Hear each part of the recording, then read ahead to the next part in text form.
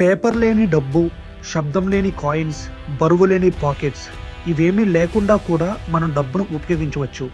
అది మనం తినే తిండి, వేసుకునే బట్టలు, ఉపయోగించే పెట్రోల్నే కాదు, అది మన ఫ్యూచర్నే కంట్రోల్ చేస్తుంది.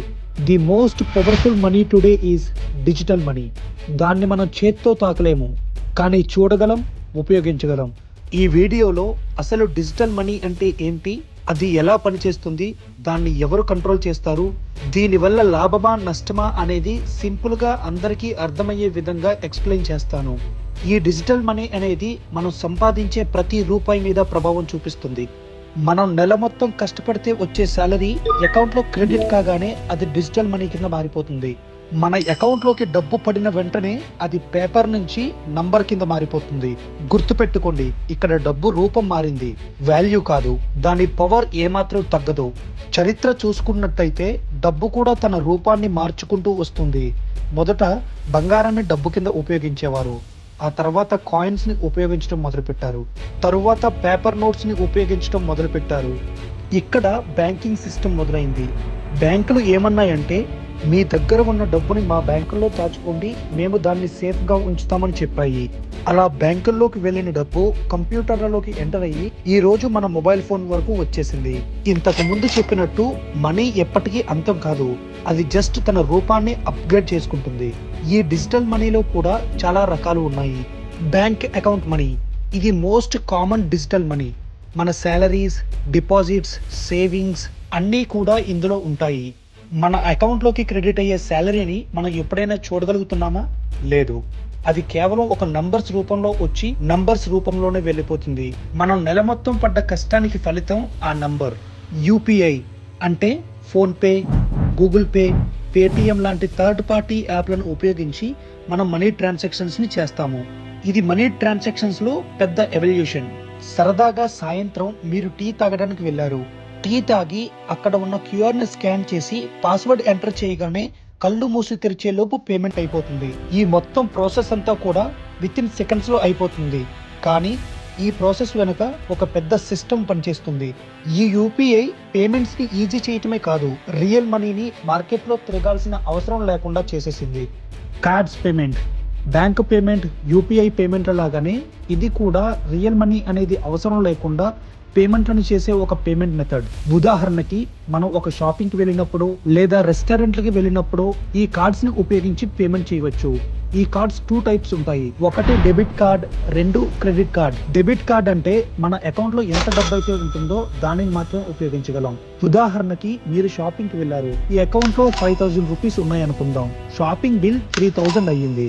మీ అకౌంట్లో నుంచి ఉన్న డబ్బుల్లో 3000 రూపాయలు షాపింగ్కి పే చేస్తే ఇంకా 2000 రూపాయలు మాత్రమే మీ అకౌంట్లో ఉంటాయి. ఆ 2000 రూపాయలను కూడా మీరు ఖర్చు చేసేస్తే మీ అకౌంట్లో ఉన్న బ్యాలెన్స్ 0 అయిపోతుంది. మీ అకౌంట్లో ఉన్న బ్యాలెన్స్ అయిపోయిన తర్వాత కూడా ఆ డెబిట్ కార్డ్ని ఉపయోగించి మనీ ట్రాన్సాక్షన్స్ చేద్దామంటే అది కుదరదు. సింపుల్గా ఒక్క మాటలో చెప్పాలంటే మన అకౌంట్లో ఎంత మనీ అయితే ఉంటుందో అంత మనీని మాత్రమే ట్రాన్సాక్షన్ చేయగలిగే కార్డే డెబిట్ కార్డ్. క్రెడిట్ కార్డ్ అంటే ఏంటి అంటే కొన్ని బ్యాంకులు కస్టమర్లకు ఈ కార్డులను అందిస్తాయి. కస్టమర్లు వాళ్ళ దగ్గర డబ్బు లేని సమయంలో లేదా ఏదైనా ఎమర్జెన్సీ సిచ్యుయేషన్లో ఈ కార్డును ఉపయోగించి పేమెంట్ చేయవచ్చు. ఉదాహరణకి మీరు ఒక మెడికల్ షాప్కి వెళ్ళారు, చాలా ఇంపార్టెంట్ మెడిసిన్స్ తీసుకోవాలి, కానీ ఆ సమయంలో మీ దగ్గర డబ్బులు లేవు. అలాంటి సందర్భంలో మీ దగ్గర ఉన్న ఈ క్రెడిట్ కార్డ్ని ఉపయోగించి ఆ మెడిసిన్స్ బిల్ని పే చేయవచ్చు. మీరు యూజ్ చేసుకున్న ఆ మనీని తర్వాత బ్యాంకులకు కట్టే విధంగా బ్యాంకులు ఈ ఆప్షన్ని కలిగిస్తున్నాయి. సింపుల్గా చెప్పాలి అంటే మన అవసరానికి బ్యాంకు దగ్గర కొంత డబ్బు అప్పు తీసుకుని తిరిగి కొంత లిమిటెడ్ టైంలో ఆ బ్యాంకులకు తిరిగి డబ్బు కట్టే విధంగా ఈ క్రెడిట్ కార్డులను ఉపయోగించవచ్చు. అసలు ఈ డిజిటల్ మనీ అనేది ఎలా పనిచేస్తుంది, ఒక చిన్న ఎగ్జాంపుల్తో దీన్ని మీకు అర్థమయ్యే విధంగా చెప్పడానికి ప్రయత్నిస్తాను. మీ ఫ్రెండ్ ఒకరు మీకు ఫోన్ చేసి అర్జెంటుగా 1000 రూపాయలు పంపించమని అడిగారు. వెంటనే మీరు ఫోన్పే యాప్ ఓపెన్ చేసి వాళ్ళకి కావాల్సిన మనీని ఎంటర్ చేసి పాస్వర్డ్ నొక్కగానే విత్ ఇన్ సెకండ్స్లో అవతల వ్యక్తికి మనీ క్రెడిట్ అయిపోతుంది. మనకి పేమెంట్ సక్సెస్ఫుల్ అయిపోయింది అని తెలుస్తుంది తప్ప దాని వెనక ఎంత పెద్ద ప్రాసెస్ జరిగిందనే విషయం ఎవరికీ తెలియదు. నిజానికి మనం ఫోన్పే యాప్ ఓపెన్ చేయగానే ఆ యాప్ మన బ్యాంక్కి రిక్వెస్ట్ పంపిస్తుంది. వెంటనే బ్యాంక్ అలర్ట్ అయ్యి మన డీటెయిల్స్ అన్నిటినీ రీచెక్ చేసుకుంటుంది. తరువాత మన బ్యాంక్ బ్యాలెన్స్ను చెక్ చేసుకుని పిన్ నెంబర్ను కన్ఫర్మ్ చేసుకుంటుంది. తరువాత మనం ఎవరికైతే డబ్బు పంపించాలనుకుంటున్నామో ఆ వ్యక్తి బ్యాంక్ డీటెయిల్స్ ను ఫైండ్ అవుట్ చేస్తుంది. డీటెయిల్స్ అన్ని కన్ఫర్మ్ అయ్యాక ఆ బ్యాంకుకు మెసేజ్ పంపిస్తుంది. వెంటనే ఆ బ్యాంక్ అలర్ట్ అయ్యి రిసీవర్ బ్యాంక్ అకౌంట్ లో డబ్బులను క్రెడిట్ చేస్తుంది. ఈ జరిగిన ట్రాన్సాక్షన్ రికార్డ్ ని సర్వర్లలో స్టోర్ చేసుకుని సేఫ్ గా ఉంచుతుంది. ఈ మొత్తం ప్రాసెస్ అంతా కూడా బ్యాంకులు, government, payment networks, tech systems under లో చాలా సేఫ్ గా జరుగుతాయి. ఇవి మన ప్రతి ట్రాన్సాక్షన్స్ ని ట్రాక్ చేస్తాయి. ఏవైనా సమస్యలు అనిపిస్తే అకౌంట్స్ ని ఫ్రీజ్ చేస్తాయి. ఇంకొన్ని సందర్భాల్లో పేమెంట్స్ ని బ్లాక్ కూడా చేసే అధికారం ఉంటుంది.